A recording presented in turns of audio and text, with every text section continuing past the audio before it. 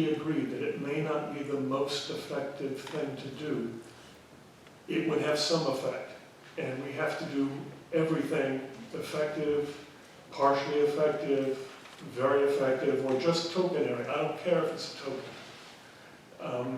I've bought into the urgency of the situation, so I think what the martial arts guys call every part of fist. I mean, we've got to do everything, and if we look foolish, that's okay. And if we seem naive, that's okay. We've got to make it happen.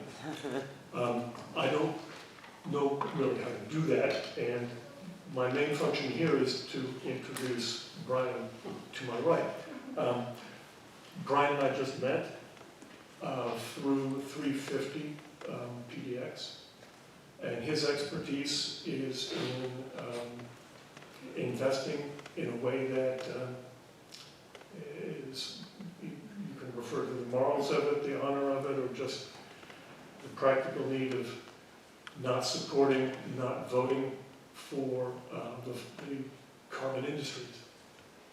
The trouble with being invested in this, and truth in conversation here, I have still got a few shares of excellence, so I'm not preaching to people, I'm just saying we all got to do something different. So really, I'd just like to turn it over to Brian. His expertise is in how to do that. Thanks, Harlan. My name's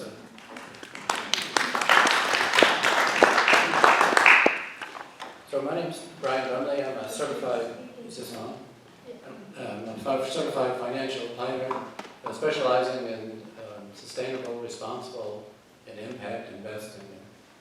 Really pleased to be a member of the panel. Great to hear the young people who are at Reed or recent graduates from Reed so active in this movement. And great to see that leadership at such a young level. There's a myth about that you cannot combine your values with profit. So my job is to find investments that will align with people's values. And that can be very profitable. And I can build a healthy portfolio that doesn't include companies on the Carbon Tracker 200 list. And those are the companies that have the largest fossil fuel reserves of coal, natural gas, and petroleum. And the 350.org strategy is to divest from those 200 companies over 5 years. In fact, over the past 5 years, portfolios without fossil fuels have done a lot better than the broad market.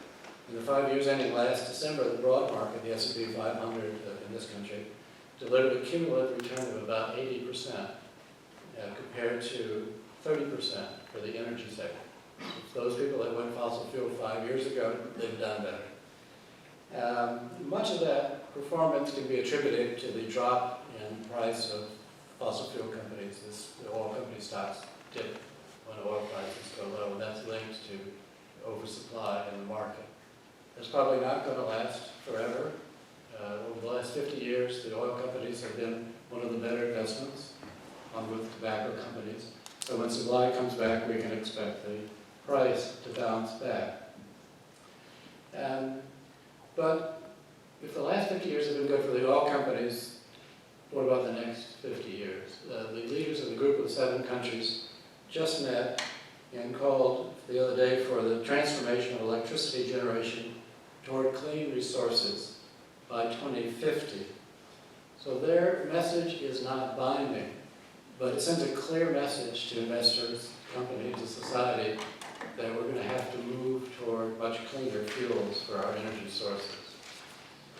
3 of my, I'm not a Reed alumni, but 3 of my alma mater have announced intentions to divest. Hampshire College, Georgetown, and Stanford. My undergraduate alma mater, the University of Texas, so far hasn't joined the stampede, but they're built on oil.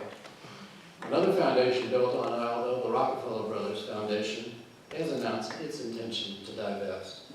It's a growing chorus, and what we've heard from other panelists is it may not be the most effective way, but it is raising voices.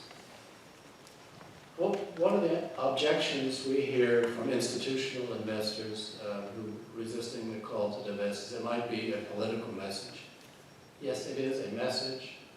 It's a nonpartisan message, and it's a message for really raising our level of cooperation as a species to a higher plane than we've ever had to confront before. This is an existential threat. We faced existential threats before. Nuclear holocaust was one, but this is one that can't be resolved by two guys in a house in Reykjavik debating whether or not to end nuclear weapons, to ban the arsenals. Everybody, nearly everybody on the planet has got to cooperate on this one if we're going to have a shot at stemming man-made contributions and slowing what appears to be just an avalanche. So as a financial advisor, I deal every day with two main human emotions, greed and fear. And those who manage the portfolios of institutions do have a bit of fear that they may be underperforming, that they're not meeting their fiduciary responsibilities. Maybe during the question and answer, I'll have a chance to address how to put together a portfolio for an individual or an institution that will give market returns. It's quite simple, really. The Carbon Tracker 200 includes a lot of companies really you wouldn't even want to invest in. 5 of the top 15 are Russian oil companies. Not a great place to invest. So we can build a portfolio using proxy investments in companies that imitate or emulate the energy market that are not on that Carbon Tracker 200. It can be done for individuals, and it can be done for institutions. So thanks for the invitation, and thanks for the time.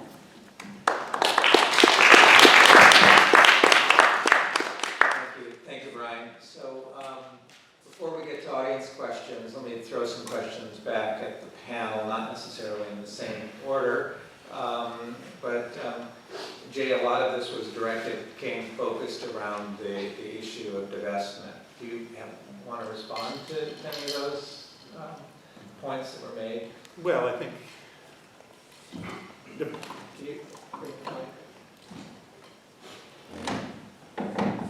clearly divestment is an option.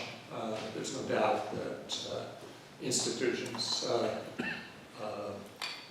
such as other educational institutions do divest.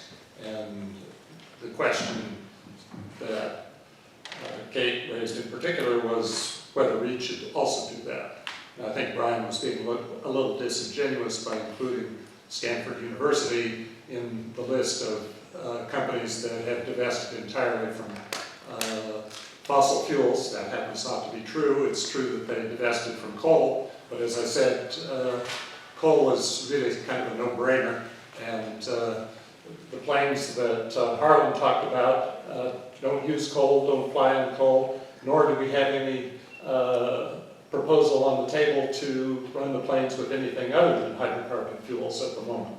So in some sense, I think what we all agree on is that there needs to be fewer carbon dioxide emissions. And the real issue is not whether Reed invests in coal or not. The issue is what should Reed be doing? What can Reed do that makes a significant difference with regard to carbon dioxide emissions? And yes, I understand that everything possible would be nice, but the reality is, as humans, we have to focus our energies and our attention on what is effective with our time and our money, and I think the college should do the same thing. Maya? Yeah. I want to speak to the possibility of effective action, and partly because also, Jay, you mentioned using economic stimulus as a method that seems to you and also to me to be extremely effective, that either providing incentives, financial incentives for people to implement cleaner energy, either on an individual basis, so subsidizing solar panels, or another market mechanism like a carbon tax.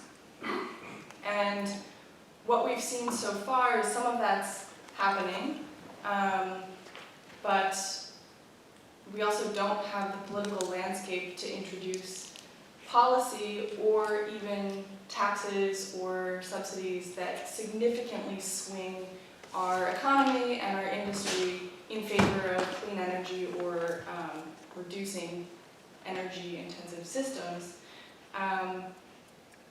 And so we're looking for, in addition to reducing the carbon footprint of Reed, which is happening to some extent, I know Kate knows a little bit more about that, so maybe if we want to talk about that later,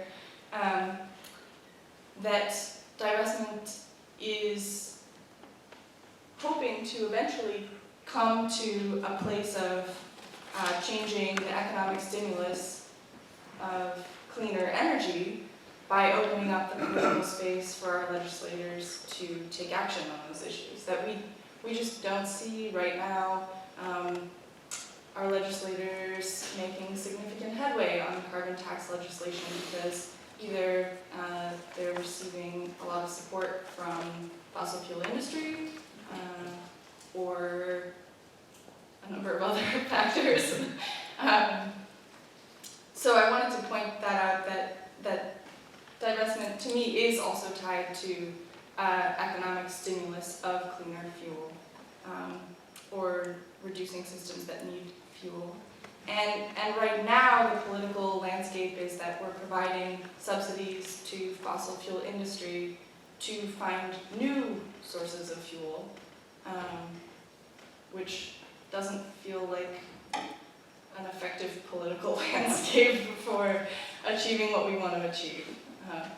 So that's what I would say, yeah. Thanks, Maya. We talked a lot about divestment, but as you mentioned, and maybe Kate could take this question. There have been other efforts. Do you want to talk a little bit about some of the things that have succeeded and that you've been doing here on campus and the things that are not working or that you need help on? Yeah, so as part of the JSEM, our focus, so you do a project each semester, our focus was energy use on campus at Reed. I was the data person for this, and after looking at the data, I realized that we don't have very much data about energy use at Reed. The only thing we have data on is electricity use at Reed. And that's because a lot of Reed's buildings are really old and powered by steam, and heated by steam. So their electricity use is pretty minimal because heating and cooling are huge, huge factors in energy use. But there's a hard copy, my hard copy of the report on the piano over there. It's cool, it addresses the electricity use at Reed, the electricity use of certain devices that we use all the time, what's most efficient, what the best ways to use them. And it talks about the effectiveness of the Ameresco quantum investment that Reed made. So 4 or 5 years ago, I'm not totally sure, Reed spent $5.4 million to improve energy efficiency around campus. They did an assessment and found ways that they could reduce their carbon footprint and brought it to the Board of Trustees, and the Board of Trustees signed off on every single suggestion that the Ameresco made. And this year they finished installing all of those. That included retrofitting buildings, changing all the lights, upgrading showers and toilets. They focused a lot on the library, Volume, the bio building, the chem building, and the ETC. Those are the biggest users of energy on campus, and we don't have enough data yet to see how effective those changes were, but it was a very, very large monetary investment on Reed's part. We also did a lot of investigating on behavior change, and it really comes down to the fact that what needs to change is the lifestyle that Reed students live and the Reed faculty lives and the Reed staff lives, and we need to become more open to making sacrifices and not leaving and taking an extra minute to unplug all of your devices before you leave the room, or not having a space heater in your office and just being cold. We don't really know how to do that. We don't really know how to generate a movement like that, especially as students who are only here for such a limited time. So we've really been looking for alumni allies in Fossil Free Reed, in Green Board, in pretty much all walks of sustainability at Reed. We need help from people who will have more of a voice than students who are alumni forever, as long as you were around, you were a student for only 4 years. So we need to have action on a larger scale than just the student body. I really recommend that people look at the Environmental Studies website and the Reed Sustainability page, because those both have a lot of updates on what's going on. I'm sure, I don't know, I didn't realize until this year how bad the canyon was before Zach Perry came to Reed, but that is an amazing transformation that we have made. And the canyon is, Portland is using the canyon as an exemplary model for wildlife restoration, and they're basing the water health and wildlife health of different waterways in Portland off of Reed Canyon as a basis, and it was actually Reed's work in the canyon that allowed for the work in the park on 24th and Bivey to happen, because they had a baseline to go. So there's really, really cool stuff happening, but it's just not enough. Thanks, that was really good. And actually, it's maybe a good segue to start asking for some questions from the audience about what we've been talking about. And it's hard to get a microphone up to everybody, so I'll take a question from back there and then from there. But I'll try to repeat each question so that at least we can hear it here. So I have a microphone. oh, okay. You want to get it over there? Does it work? Yeah. Check. So I wanted to raise the concept of the 80-20 principle, which is that by doing 20% of the most effective action, you can get 80% of the way to your goal. In that context, I was around during the protests about apartheid, and the big divestiture push there was based on moral and honor and blah, blah, blah, these softy liberal bullshit things, which was totally ineffective. Even our occupation of Elliott Hall was totally ineffective. What was effective was the business argument. And so in the case of fossil fuels, all of us in this room are pretty smart, and we're saying, one day there's either going to be a collapse or there will be a high-level rule added to the system that says we have to leave these fossil fuels in the ground. At that point, all of those companies will drop to 10% of their current value. So you want to get there ahead of that. That gets back to the 80-20 idea. So we'll use our ability to understand information to anticipate the most effective action we can do in the context of the system. Great, thank you. By the way, what's your name? And I'm Ken Lindsay. I was here in the mid-70s, and in the 80s, I've orbited around a lot. Thanks, Ken.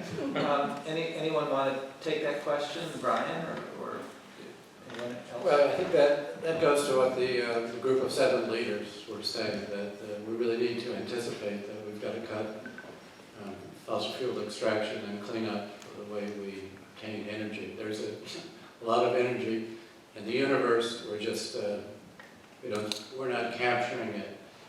It's easy, I think, to look for the silver bullet, the engineer's solution, that if we just find this solution, it'll be the most effective way to solve climate change and to slow it down.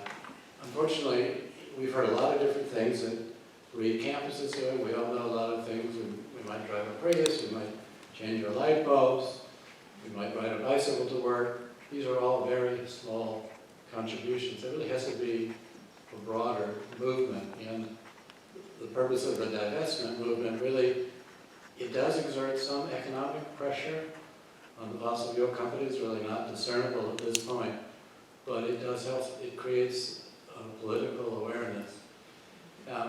Institutional investors have greatly increased the green screens that they're using on their investments. A recent study by the U.S. Social Investment Forum, which monitors these things, it's the industry group for green financial advisors, found that the amount of money, institutional money that's being managed using environmental, societal, and governmental screens, those are green screens, increased by 76% from 2012 to 2014.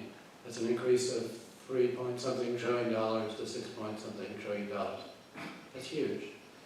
The state of Oregon uses institutional investors, institutional managers to manage its funds. It has about $90 billion in funds.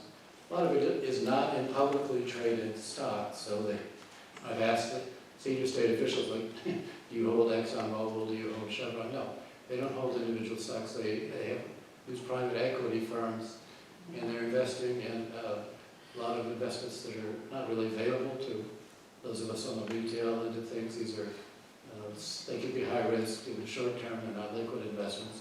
A lot of them are oil and gas explorations.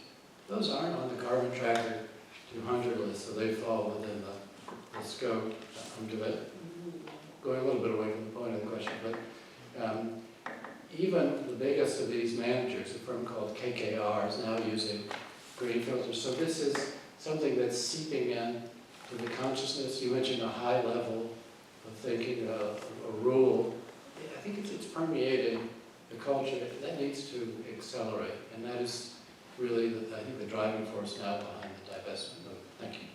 Thank you, Brian. We're going to get more questions at my end. Just a quick response to you, Ken. I inferred that you were suggesting bringing financial information to the board to motivate divestment with the board. We could infer that. Great. So Fossil Free Re offered twice to bring a financial advisor who's actually a father of a Reed student and works with, similar to Brian, works with large institutions to implement green investing and mentioned to them this concept of a carbon bubble, similar to a housing bubble, that all their assets are already capitalized into their portfolio values, etc. The board didn't want us to bring a financial advisor to any of our meetings with them, so they seems to us like they aren't at a moment in their decision making to even consider what that would look like. Ignorance is the hardest thing to combat.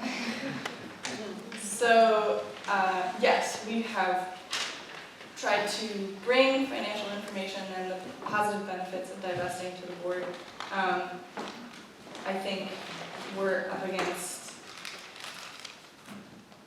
resistance to changing the structure of investments right now, and that's going to take a little more oomph than the student group has right now. All right, I'm trying to keep track.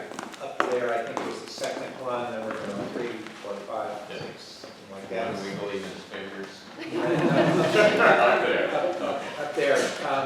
And you can just throw out the question. Mike is coming to you. Hi, my name is Irv Kirkley. I'm from Boston. And I think the whole concept of divestment, reinvestment should be thought of a little broader. Like when we think about this country, you know, what's disturbing to me is the sedentariness of the car culture, people in their cars driving at their desks, at work, in front of the TV. This is a culture that is not